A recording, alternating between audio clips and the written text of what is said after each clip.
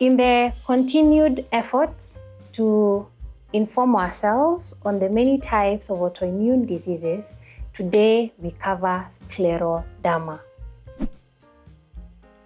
Scleroderma is Greek for hard skin. It is a rare autoimmune disease whereby the body attacks its own connective tissues, leading to manifestations on the skin, under the skin, and sometimes also on the organs. So as a result, we have types of Scleroderma. We have localized Scleroderma, which commonly affects the skin and underlying tissues and rarely the organs.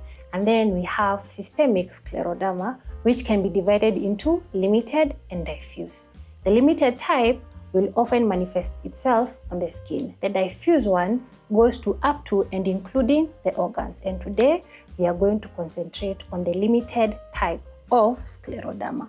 As you said, the limited type commonly manifests on the skin.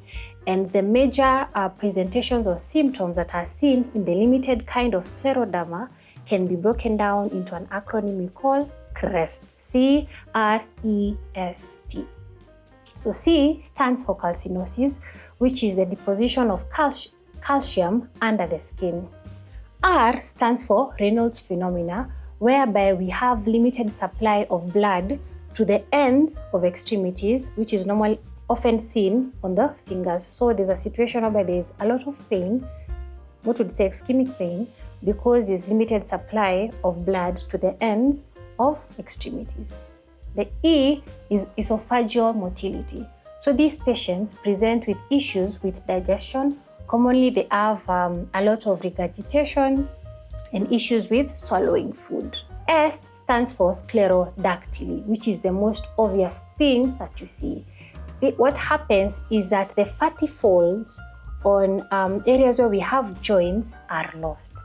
As a result, we have stretching of the skin, and the skin normally looks very shiny, and it can get very painful for patients because their range of motion at the joint, like moving your finger at the joint like this, is limited.